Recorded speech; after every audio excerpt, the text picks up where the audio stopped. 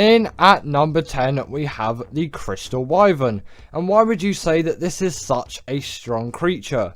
Well, I wouldn't say this is going to be the creature which is going to be like the most buff creature out there, but considering how easy this thing is to get, its strength is absolutely insane. So in terms of taming method to strength ratio, it has to be on this list. And yes, it is still a wyvern, so it is still going to pack a huge punch, and considering its tame method being one of the easiest in the game, it really does have to be put on this list, and no other creature can really fit the number 10 spot in my opinion. This just has everything which you could really need out of a wyvern, and especially with the blood crystal wyvern, you have yourself an even better version of the original creature which we all know and love. And this really is a creature which should be hugely celebrated across every Ark player's journey, and I really do think that everyone should tame one of these things at some point, as long as you do have Crystal Isles. And that shouldn't be too much of a stretch considering it is a free DLC map. And these things are just so good and so easy to tame with that passive taming method that they really cannot be discounted on this list. Again, because of their taming method being so easy. Even like a raptor tame is harder than this, and look at how much stronger this thing is than the raptor. Next up, we have the rock drake, and this creature really does pack a punch when it comes to all of that damage. This is an insane creature when it comes to any kind of damage. It really does pack a punch in the mobility department, of course, but also in the damage department as well. And considering its mobility, it really is something special which you can't celebrate with every Ark creature out there, as there are loads of really great strong tames that don't have great mobility, and that really should be counted. Obviously, in this list, they aren't going to be fully counted, as some of the creatures further along do not have great mobility, but they are definitely a lot stronger than that creature in terms of damage, apart from the creature in the number 1 slot, which you may think is a bit of a surprise, but I really think considering all of its abilities, it is 100% worthy of that spot, and no other creature is as strong in it in those scenarios, those certain scenarios, of course, which are actually a very fundamental part of the Ark game. But back to the rock drake, this thing also has a very nice and interesting taming method, albeit not the easiest, but I do like a good challenge when it comes to taming any kind of creature, as I feel a huge sense of achievement once I've tamed it. I don't just want the easiest tames. The Crystal Wyvern is obviously an exception. That thing is just absolute gold, and it really does seem like an absolute cheat to have one of those things, considering how easy they are to tame, and you know how like powerful they actually are. But yes, the rock drake is a bit of a difficult tame, but once you've got one of these things, especially on Arboration, you're really not going to regret taming one. Next up, we have the Basilisk, and this really does have to be included on the list, and although its tame method is rubbish, and I really don't like this thing as a creature, and especially its tame method, that is the main rationale behind it, it is definitely still a very strong creature, which is capable of huge amounts of damage. And if you do have the patience to tame one and the resources to gather it, which is rock drake eggs, wyvern eggs work as well, and you can use magmasaur eggs too. You'll probably be using rock drake eggs, considering most people tame this thing on Arboration. Then you're definitely going to enjoy this creature, as it has a wealth of abilities, like going into the ground, dealing torpor with its second ability, but also just dealing loads and loads of damage with its bite. And this creature really is built to pack a punch when it comes to the damage department. So it obviously very much makes sense why this creature is on the list. In at number 7, we have the Thyla. And this creature is one of those creatures which you have to put on any strongest tames list. It really can't be discounted from this role. It has such a wealth of abilities. It is absolutely insane. Namely that this thing can climb trees, walls, and vertical surfaces. All of that kind of jazz, you know. And also on top of that, which is a little bit sad in terms of ASA, it is actually really rubbish at traversing terrain now, because the terrain is so buggy in its form that this thing just glitches everywhere. So maybe don't use this thing as much for all of that transport on ASA, as it really isn't doing too great at the moment, like some other creatures as well with that similar department, and we'll probably see that continuing on as other maps release and more creatures are added to the game, and then we'll see the true horror that is the ASA terrain system. But also, unlike many carnivores, this creature actually does have really great mobility and the bleed ability, which doesn't really make sense when you think about it, considering like it's literally ripping creatures apart with its teeth. But you know, this creature does deal the bleed ability, which is an insanely useful ability, which I personally think every carnivore should really have. But considering its use in Ark, it makes sense why everyone doesn't have it, because it is a very useful ability which only the most powerful of carnivores can really wield. And the creature in the #1 spot has the bleed ability, of course, and you can't really put a creature which doesn't have the bleed ability in at the #1 spot.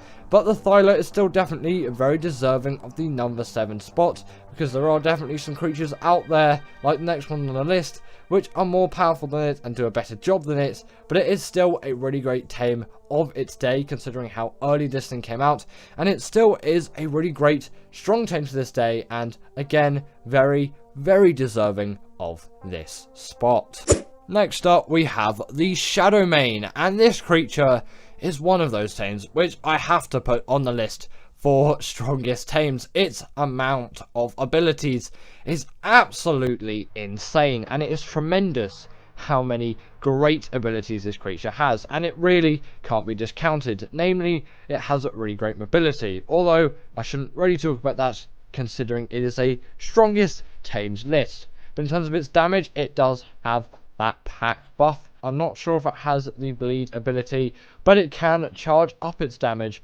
over time, which isn't actually a very long period. After it deals enough damage, it can charge up its attack and deal insane amounts of damage, and these are really great creatures to use for bosses.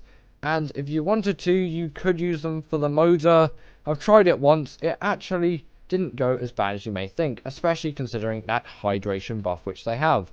And they're really great swimmers as well, which definitely does play to their advantage in mobility. But in terms of damage, these things really do pack a punch and are great creatures for bosses if you just want to give them a shot. In at the #5 spot, we have the Giga, and it really wouldn't be a strongest Ark tames list without this creature being here. It is just one of those tames which has to be put on this list for obvious reasons. It is a big, hunking carnivore capable of so much stuff, and especially in the damage department. This is one of the highest damage dealing dinos in the game. Its base damage once tamed is absolutely insane, and when wild is even more insane, because these things do significantly debuff when tamed, which doesn't really make sense, but considering the time when it came out, it kind of had to be done, as then it would have been way too OP for this job. And now there are some other creatures which are definitely more powerful than it. That's why it's only in at the #5 spot.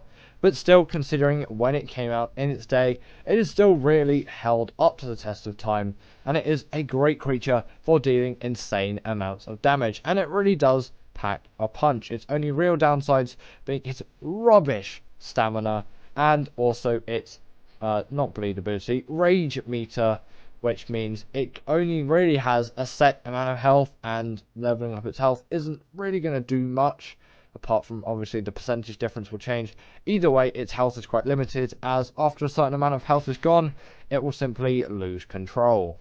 Next up, we have the Carcharodontosaurus, and this creature is pretty much the same thing as the Giga, although just with a few upgrades, and it is a newer creature.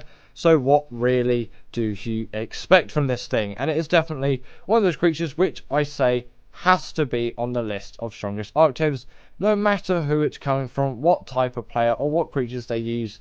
Because I don't really use this creature that much, it is still a very strong Ark tame, and obviously has to be on this list. Its main advantages over the Giga, and why it is higher than the Giga, is the fact that it doesn't have a rage meter, and its rage meter, not rage meter, I'm getting caught up on everything. It's like, oh, I can't remember what it's Blood Rage. Sorry, I'm getting caught up on all kinds of Ark abilities. Once that is full, it deals more damage than the Giga, and considering it's in combat for a lot of the time, that meter, I don't know why I was going to say beta there, is going to be really, really full most of the time when you're in heated combat. So you're going to be dealing insane amounts of damage, and with no rage meter, you have the whole spectrum of health the Carcharodontosaurus has. That's a really tough dinosaur name to say. And also, on top of that as well, it does have great mobility, which I haven't really talked about. And I'm pretty sure it does attack a little bit faster than the Giga as well, allowing a little bit more DPS, as we could all do with just a little bit more of that. In at number 3, we have the Rhinognatha.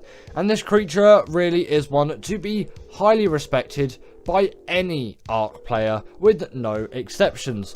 And yes, this is one of the newer tames that has been added to Ark. The fact that it can pick up a Rex, which no other Ark creature can do, is an insane thing to have. And yes, cryopods exist, so you know you can quite easily transport creatures larger than a Rex. It still does really stand a point. And in terms of PvP at the moment, these things are being heavily used, and it was actually a very controversial position for wildcards who put these things into ASA from day one, especially considering they increased the spawn rate by a lot. And the reason for that is these creatures are so strong, and people just wanted a more kind of primitive version of Ark, which, you know, we kind of all do want to go back to someday, and we hope Ark 2 is that, but I'm not actually sure it will be, because it may just end up like the first one. And I know Wildcard says no, that is not going to happen, but we don't actually really know, and Wildcard is in a little bit of a weird state at the moment, considering snail game stuff. It's not in a great position. But if you did want to know to tame one of these things, get a pheromone gland from the male, tame yourself a Bronto. Bronto is definitely preferred. Get those resources, which were on screen. Then find yourself a female Rhinognatha, trap it in some way. The net gun is preferred. Get out your spyglass, or you can obviously use a magnifying glass. Damage this creature as much as you can, and you may think you're taking it too far. Just do it as much as you can. Obviously, don't kill it. That would be a huge waste, but still, really get its health down while it's in that trap. And if you're a net gun, obviously it's time limited, but you still got a whole minute to do it, so it really isn't that bad. And after that, you want to feed your pheromone gland to your creature, obviously before you've let the creature out of the trap, otherwise this stage may not work. Actually, it just won't, really. It won't do the thing it's supposed to. Then after that, this thing will come out of its trap and then impregnate your dino, where all of the hunger timers or craving timers, that's I think what they're called, will happen, where you'll need all those resources, only necessary to get 100% effectiveness.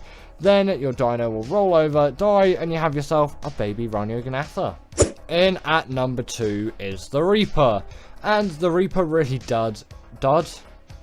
I don't know what I'm turning into. Do you know what milk duds are? Maybe I'm turning into one of those things.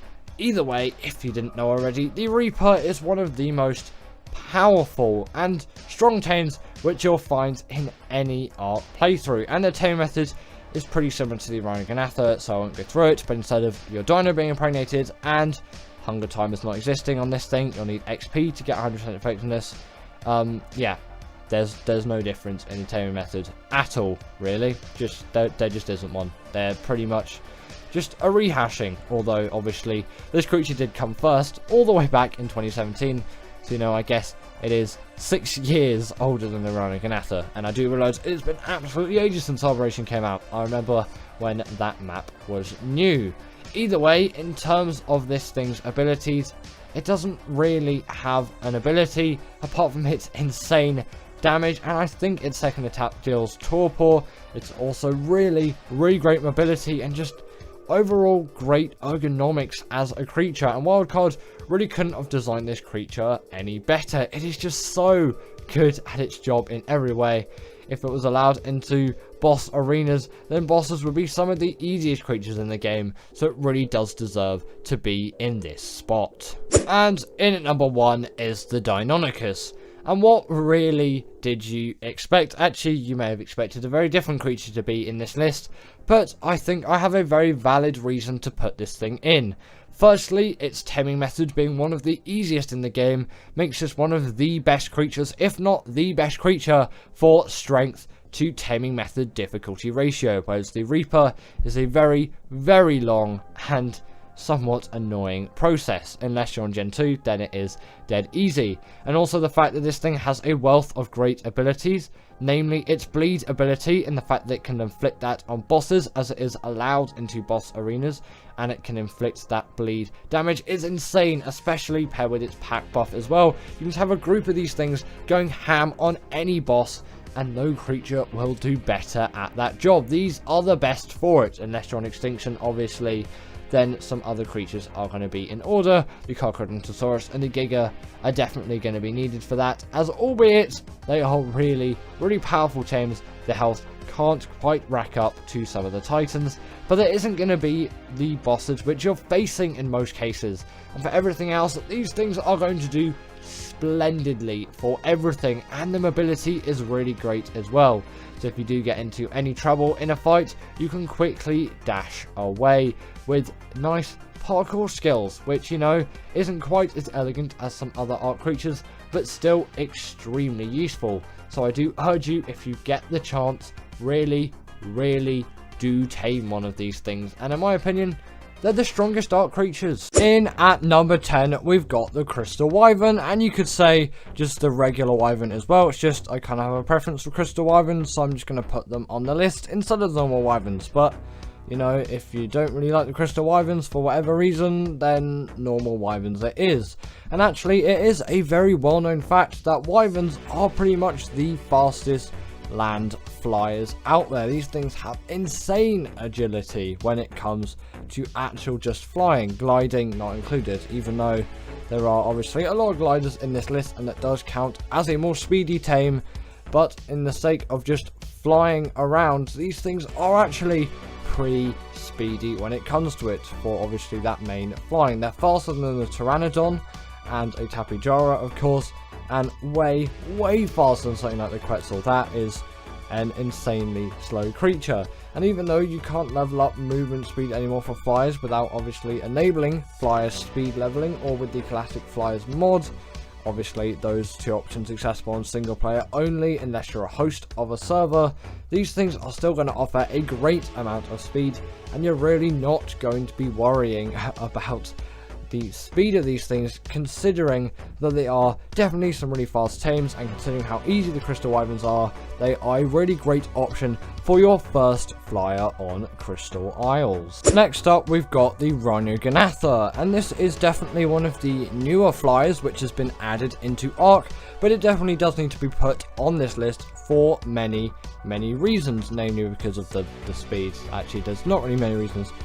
It's speedy. That is how the Rhinogonatha works. And if you didn't know already, it spawns on the island and the Lost Island. They're your only two maps and your only options. On ASA as well, just as a little bonus, they are nowhere near as rare to find, unless obviously you're playing on the normal version of Ark. Then, well, I can't really say normal, they're both normal, but the old version of Ark has a much rarer Rhinogonatha spawn than the new one, and actually it seems a bit like an overspawn for the new one. There just seems to be Rhinogonathas everywhere, but you can always raise your dino count, use the Destroy Wild Dinos command if you want to tame yourself a Rhinogonatha on the older version of Ark, and you're on a single player world and you have access to those commands, of course. But how do you actually tame one of these things as well? And this is the only creature on this list which I'm really going to talk about its tame method in great detail, because it's quite a difficult one.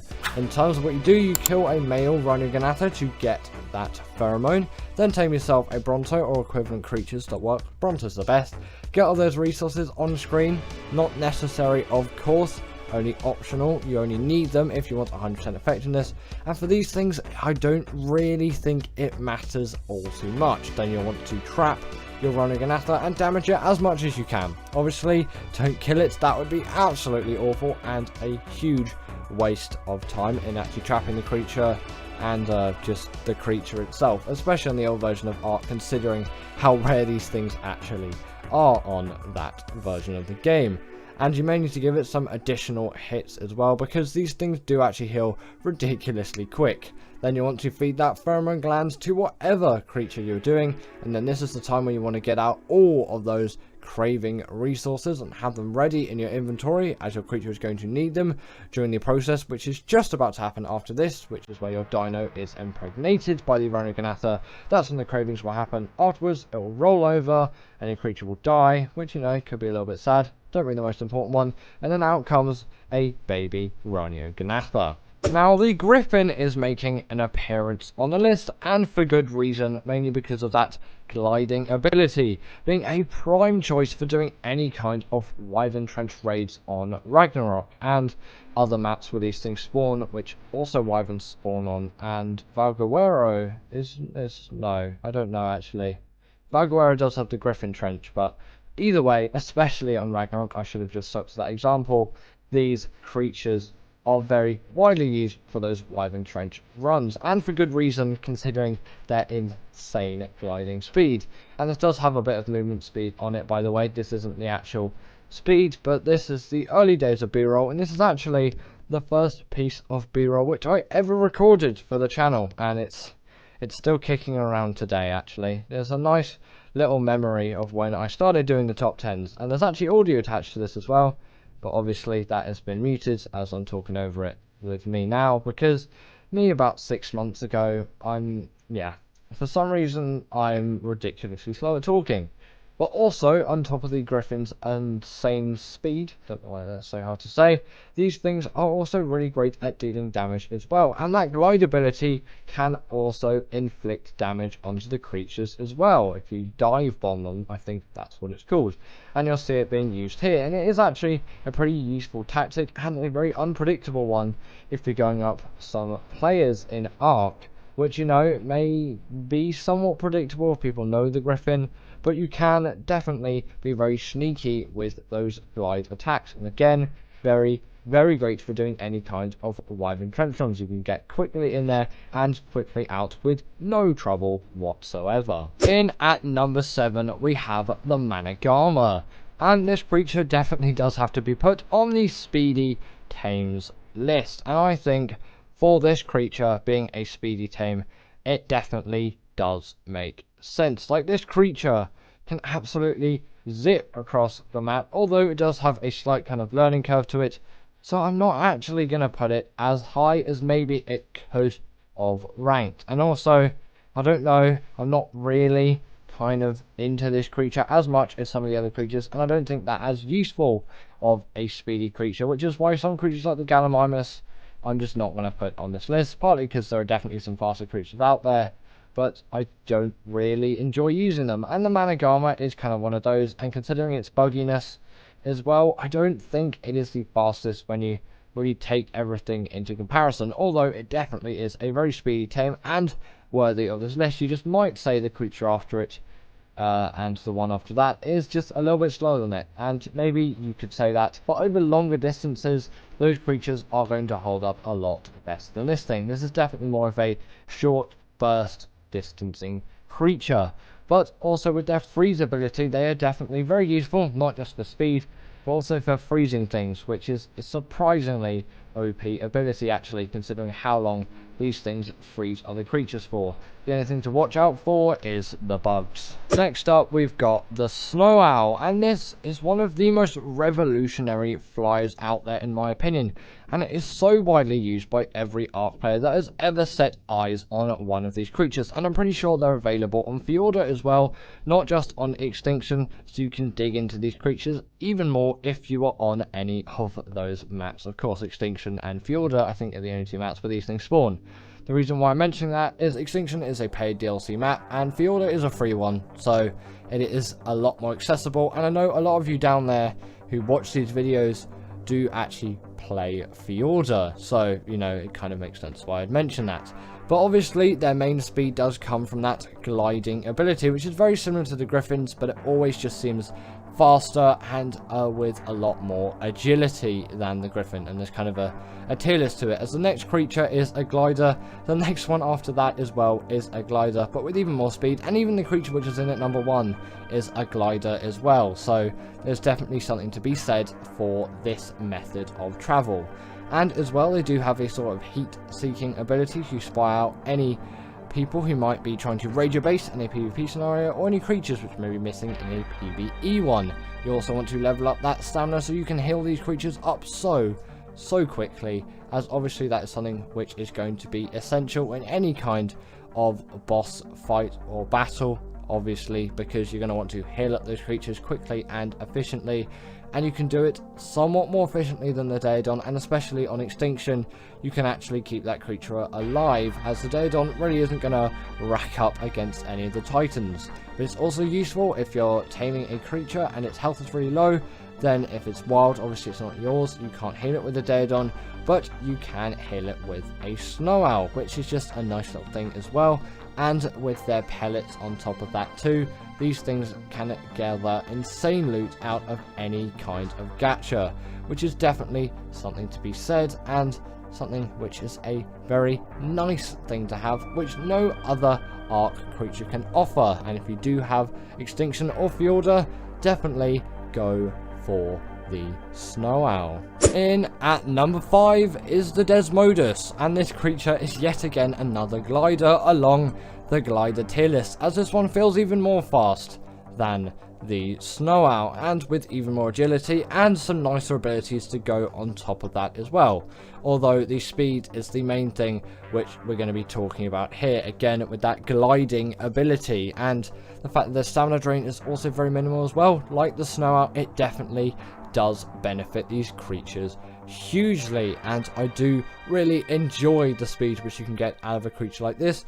And also the gliding doesn't seem too far off primitiveness, which is always a nice thing to have in Ark, because I don't particularly like all the techie creatures, although the creature in at number 2 is a kind of techie one, but still I kind of prefer the primitiveness of this creature and the kind of Nordicness of it as well, considering that Fjorda is a very Nordic map. It's a nice quality for this creature to have, and again with that glide ability you can get some serious speed out of these things. Next up we've got the Rock Drake, and yet again another glider, this time packing a lot of punch in terms of the damage department. You should really look at this thing. It deals so much damage in terms of actually, like, its damage to size ratio and damage to speed ratio is frankly stupid in terms of actually just how powerful this creature is, but it really does make it a very useful one. And although not the greatest on maps that aren't Arboretion, it definitely has to be said to be a fast creature, and definitely one of the faster ones in the game, obviously being even above the top 5 in this list that we've got here today, which obviously mean it must be fast. I'm not giving you the best example here considering I'm in quite flat terrain, but the stamina drain is pretty low, so when these things are actually in some proper serious action, they can glide for a long while. And also on top of that, they can grab onto any kind of walls, and also they can kind of zoom onto walls as well, as long as they are close enough to them. And obviously when your HUD is enabled, which it isn't here just for the sake of the B-roll, you'll get a little crosshair on your screen when obviously you can grapple on to those rock faces. So it's not like you just have to spam click buttons and then as soon as you get close enough, there you go, you can now click on it, but you don't really know when you're close enough. No, it is quite obvious to tell because of that marker. Just for the sake of the B-roll, I've turned the HUD off, so obviously that isn't there, although it is pretty easy to judge with your eyes as well. Just, you know, a little bit of assistance is nice. And if you haven't already, definitely go and tame yourself the Rock Drake. You'll have an absolute blast with this thing. In at number 3 is the Bloodstalker, the living Spider-Man. This creature definitely is one when it comes to any form of agility, and it really can't be backed down for that skill. And it is one which actually hardly any other, if not any other, spider in Ark possesses, as the Aranio is one of the most downright useless creatures out there. But it is also really quick and agile on the surface of the water and under the water too, which can't be said to some other creatures on this list, and it definitely is one of the more versatile ones, being used for a wide range of things. And I actually use it mainly underwater, as it is a really viable underwater tame. But obviously with this really fast grappling, it makes it one of the fastest creatures out there, as it can really quickly zip between any kind of tall objects, and it can't just grapple onto trees, it can grapple onto many other things as well. And the range of the limit on what it can grapple to is absolutely insane as well. It's not like you can only grapple onto things which are really close to you. It's probably at least maybe 50 to 100 meters, which is actually a substantial amount, and it could even be more than that. I haven't really measured any of it. And there is a huge benefit to this as well, as you get yourself a really great agile travel mount. But also on Gen 1 there are missions which you'll benefit from for having faster Blood Stalker flying skills. The alpha one of which I have done, as well as the gamma and the beta ones too, but the alpha one obviously does offer the most hexagons, and those are an extremely useful virtual resource on an already virtual game. But you know, doubly virtual, very useful on Gen 1. In at number 2 is the Astrodelphis, but also the Tropignathus. I'm just going to shoehorn them both in together, as they kind of move in the exact same way, although the Astrocetus is a kind of main one here. But Tropignathus I'm going to put as a little honorable mention, as it is an extremely fast tame as well. And you know, it didn't really make the list in terms of what the B-roll says, but I'm saying it also goes here too. They kind of go hand in hand with each other, as they use a fuel which adds to their saddle, and then they can travel at absolutely insane speeds across the map. And it really doesn't seem like it may be traveling this fast at this time, but considering that these things fly consistently and they only stop when they run out of fuel, it's insane over long distances, and it really is a very viable one. And considering with the Tropignathus it can gain speed as it points further down, it does have a huge benefit as well, and so can the Astrodelphis increase its speed as well. And on top of that, fire all kinds of lasers like the Tropignathus with all kinds of grenades, and these really are fighting machines of the air, and they have to be pretty much the fastest out there in the game, obviously only beaten by the creature in at number 1. But what actually is that creature? In at number 1 just had to be the Maywing. This creature is one of the fastest, if not the fastest creature in the game, and it kind of has to be, considering I'm putting it in at the number 1 spot. Sorry Syntac, the galley just simply doesn't make the cut. But either way, in terms of this thing, it is probably the most efficient glider out there, and with also the fact that its saddle is unlocked at level 19, it really does have something to be said that you can have this so early on in the game. And it is the best travel mount out there in my opinion, and actually the fastest travel mount really out there in my opinion. And you may be able to get a creature which can go faster for a short amount of time, but over long distances these creatures are going to be your biggest friend, with absolutely insane traveling speeds, obviously increasing as you shoot further down like the Tropignathus and the Astrodelphis.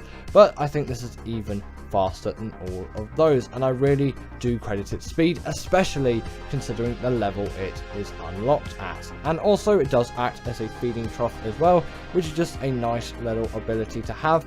And actually it doesn't really do that bad on same elevation terrain, which some other gliders really do struggle with.